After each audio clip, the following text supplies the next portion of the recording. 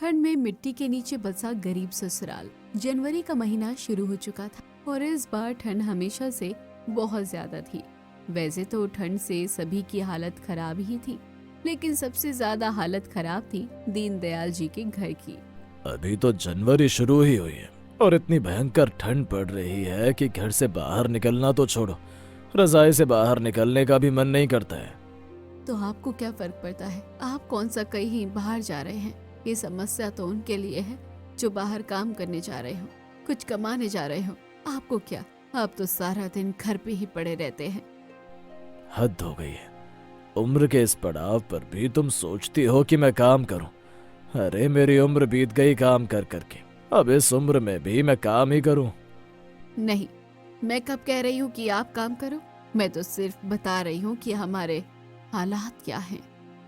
दीनदयाल जी के घर के हालात खराब थे। उनके घर में सिर्फ एक ही कमाने वाला था, वो था उनका बड़ा बेटा रवि, जबकि उनका छोटा बेटा विक्की कोई काम नहीं करता। घर के लोग विक्की को अक्सर ही काम करने के लिए समझाते रहते थे। मैंने तेरे लिए काम देखा है, ऑफिस में एक ऑफिस बॉय की जगह खाली है, तू चाहे तो वो काम कर ले, महीने के 12,000 रुपए मिलेंगे। Office boy? नहीं भैया, ऑफिस बॉय नहीं करूंगा मैं। ऑफिस बॉय नहीं करेगा? अरे क्यों नहीं करेगा, दिक्कत क्या है तेरी? वो भी कोई जॉब है भैया, इतनी पढ़ाई लिखाई करने के बाद भी मैं ऑफिस बॉय करूंगा तो लोग क्या कहेंगे, और फिर क्या ही फायदा रह जाएगा मेरी पढ़ाई करने का। अच्छा, कितने महीने से तू काम ढूंढने की कोशिश कर रहा है, लेकिन तुझे कोई काम नहीं मिला।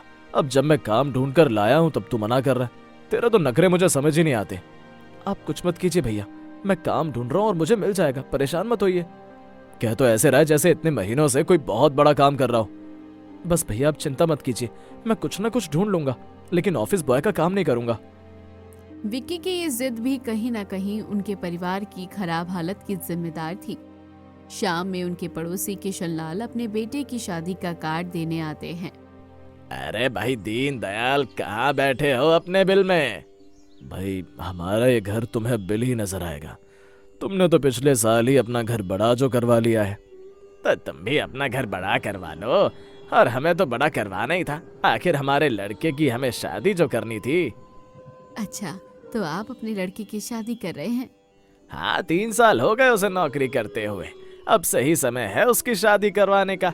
आप भी अपने लड़के का कुछ सोचिए, क्या होगा उसका, शादी वादी करानी है उसकी कि नहीं? करवानी तो हमें भी है उसकी शादी, बस थोड़े समय में कर देंगे।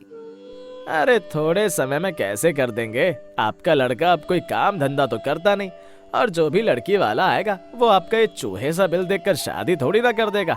अरे आजकल तो लड़की वाले बहुत कुछ देखते हैं। बात तो सही है आपकी भाई साहब, लेकिन हम भी धीरे धीरे हालात बेहतर कर रहे हैं। बड़ा बेटा हमारा लगा हुआ है। हाँ ठीक है, जो भी है, जल्दी सोचो अपने घर के बारे में। वैसे अब ये तुम्हारा घर बड़ा बेकार लगता है, देखो ना, ऐसा लगता है जैसे घर जमीन के नीचे हो। हाँ किशनलाल, घर बहुत नीचा हो गया है। सिर्फ नीचे ही नहीं, अपने घर की हालत देखो, प्लास्टर भी नहीं करवा रखा है तुमने। भाई ऐसे तो कोई तुम्हारे घर आएगा भी नहीं। खैर मैं तो तुम्हें दावत देने आया था, आना जरूर। किशनलाल बड़ी तुनक से वहां से चला जाता है। ये बात दीनदयाल की पत्नी को खटक जाती है। जब देखो ये किशनलाल आकर हमारे घर की बुराई ही करता रहता है, और तो और इसे हमारा घर घर नहीं बिल नजर आता है।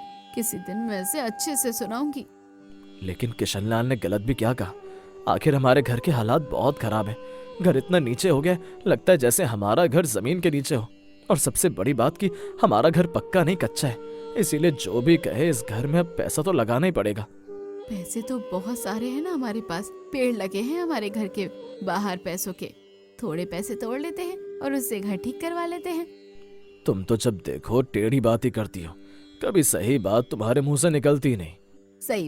सही बात तो ये है कि इस रवि की शादी करवा दो, तभी अब ये काम ढूंढने का। बिना काम के शादी कैसे करवा दे? और वैसे भी इस घर में कोई अपनी बेटी क्यों भी आएगा? आप ऐसे ही बातें सोचते रहिए, आ जाने दो इसे, मैं इसको सीधा कर दूंगी। ना ये काम धंधा करता है, ना घर के बारे में सोचता है। इस तरह तो दिन प्रतिदिन हालत खराब होती जाएगी। हाँ मम्मी जी, आज आप देवर जी से साफ साफ कहिएगा, वो भी कोई काम करे। आखिर ये अकेले सब कुछ कैसे देखेंगे? यहाँ विक्की के घर वाले उसकी शादी की सोच रहे थे, तो वहीं विक्की रिया के साथ एक पार्क में बैठा हुआ था। विक्की, तुम मुझसे शादी कब करोगे? मुझे तुमसे ये बात कहते कहते पूरा साल बीत गया है। अब और कितना इंतजार करना पड़ेगा? ज्यादा नहीं, बस कुछ दिन और इंतजार करना पड़ेगा, फिर तो मैं तुमसे शादी कर ही लूंगा। लेकिन शादी करोगे कैसे? अरे मेरे घर वाले भी तो पूछेंगे कि तुम काम क्या करते हो और तुम हो जो कुछ करना ही नहीं चाहते। ऐसा नहीं है रिया, बस ये ठंड का मौसम बीत जाए फिर मैं काम करने लगूंगा। वैसे भी इस ठंड में मैं घर से बाहर सिर्फ तुमसे मिलने के लिए आता हूँ, बाकी तो मेरे घर से बाहर निकलने की हिम्मत ही नहीं होती। लेकिन ऐसे थोड़ी ना चलेगा, कोई काम तो तुम्हें करना ही पड़ेगा, तभी तो हम जल्दी शादी कर पाएंगे। वैसे जितना आसान तुम समझ रही हो उतना आसान है नहीं। तुम तो एक अमीर घर से हो और मैं गरीब घर से। हमारा घर भी तुमने बाहर से ही देखा है, कितना कच्चा है। मुझे नहीं लगता कि तुम्हारे घर वाले शादी के लिए राजी भी हो पाएंगे। तुम चिंता मत करो, बस तुम हाँ कर दो शादी के लिए, मैं शादी कर लूंगी। ठीक है, लेकिन अभी भी शादी के लिए तुम्हें 2 साल का इंतजार करना ही पड़ेगा। रिया से मिलकर विक्की शाम में अपने घर पहुंचता है। घर पर सभी लोग विक्की का इंतजार कर रहे हैं और विक्की को देखते ही उसकी माँ उससे कहती है, आ गया बाहर से घूमकर। क्या हुआ मम्मी, इतने गुस्से में क्यों कह रही हो?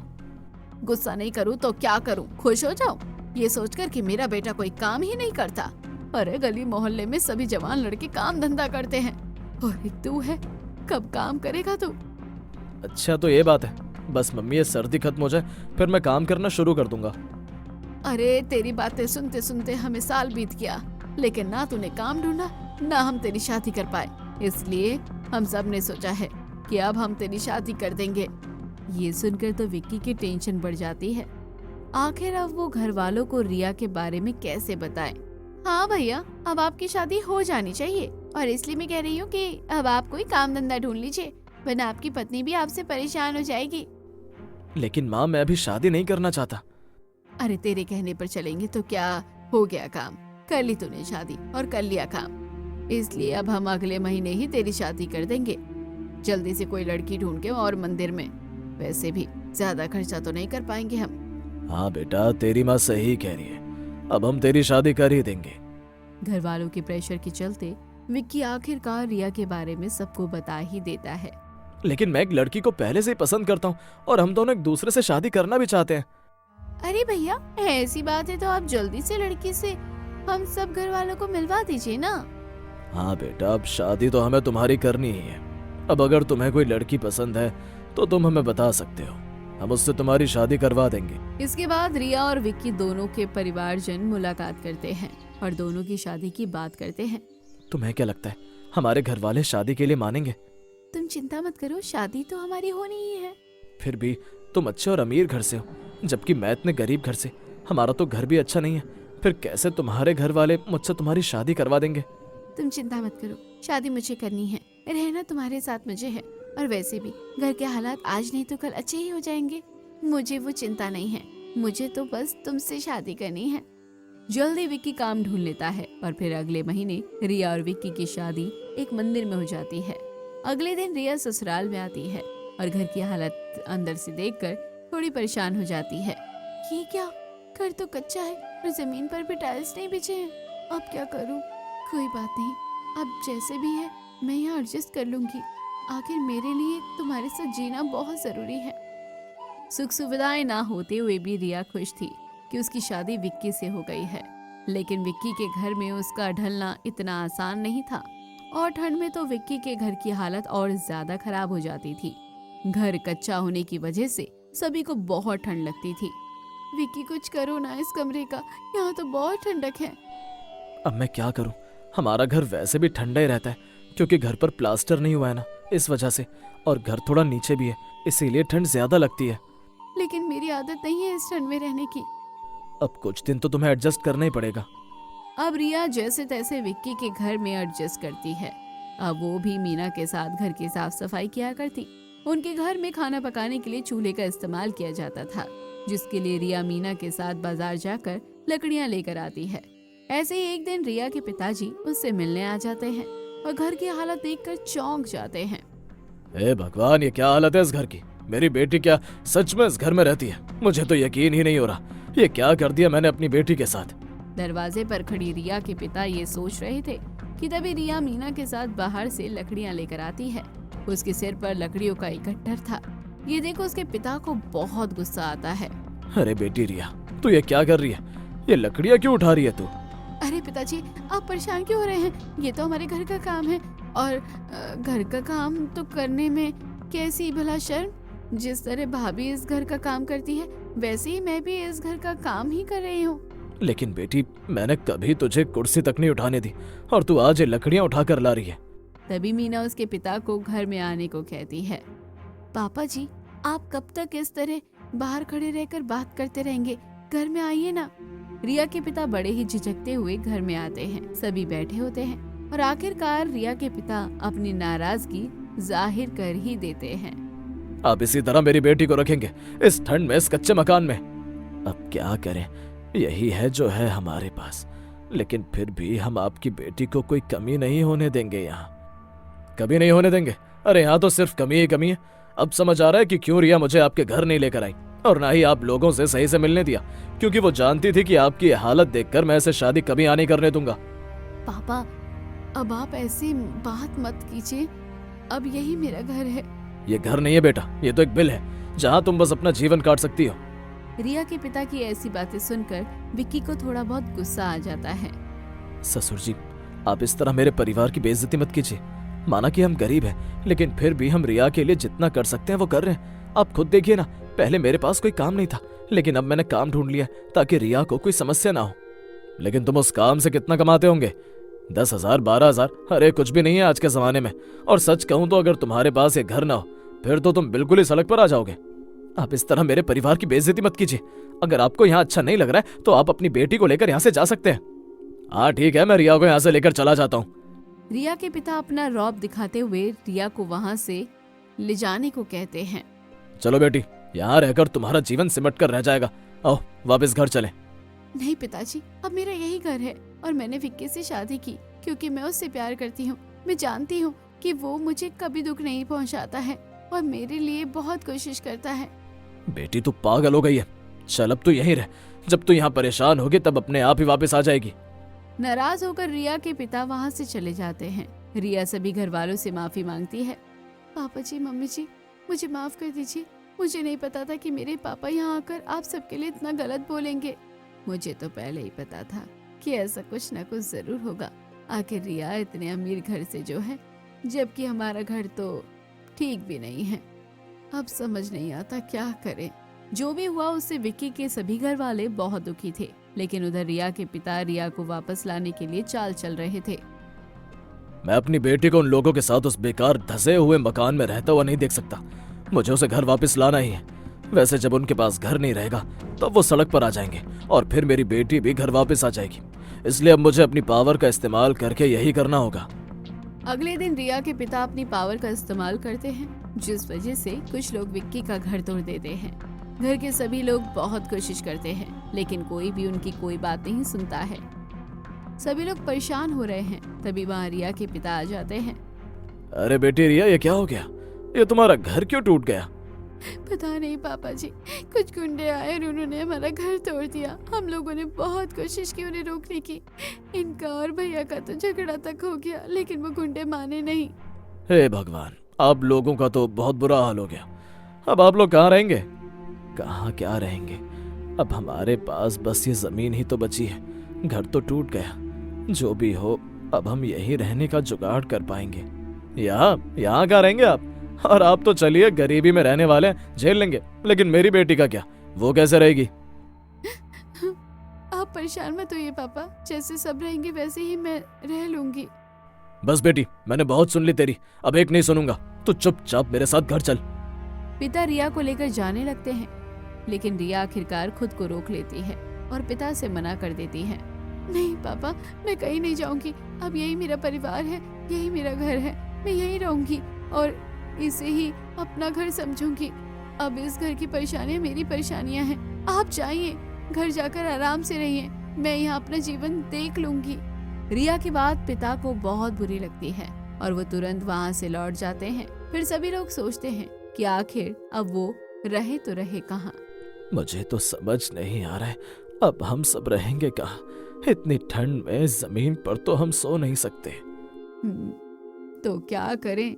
हमारे पास घर की मरम्मत कराने भर के भी पैसे नहीं थे, तो अब घर कैसे बनवाएंगे? हाँ, 2 कमरे बनवाने के लिए भी जितना खर्चा होगा उतने रुपए हमारे पास नहीं है। कहो तो अब हम यहाँ तंबू डाल लें। तंबू? ठंड तो तंबू से भी मिलेगी ना। एक कमरा ही हो, लेकिन कम से कम कमरा तो हो। लेकिन कमरा बनवाने में बहुत खर्चा होगा। तभी रिया का दिमाग चलता है। अगर हम सब मिलकर काम करें तो फिर एक उपाय कर सकते हैं। हाँ बोलो बेटी, क्या उपाय है तुम्हारे पास? हम जमीन के ऊपर हमारे कमरे बनाएंगे तो खर्चा बहुत होगा, लेकिन हम जमीन को खोद तो सकते हैं। क्यों ना हम इस जमीन को खोद कर एक कमरा बना ले। कैसी बात कर रही हो बेटी? अरे भला इतनी मिट्टी खोद कर कौन निकालेगा? और फिर सिर्फ खोद देने से कमरे थोड़ी ना बनेंगे। रिया सही कह रही है, एक बार हम जमीन खोद कर नीचे जगह तो बना ले, फिर हम मिट्टी से कमरों को लेप देंगे। ठीक है, अब जो भी हो, हम अगर यही कर सकते हैं तो यही सही। अब रवि और विक्की दोनों ही जमीन खोदते हैं और बड़ी मेहनत के बाद तीनों कमरों की जगह बना लेते हैं।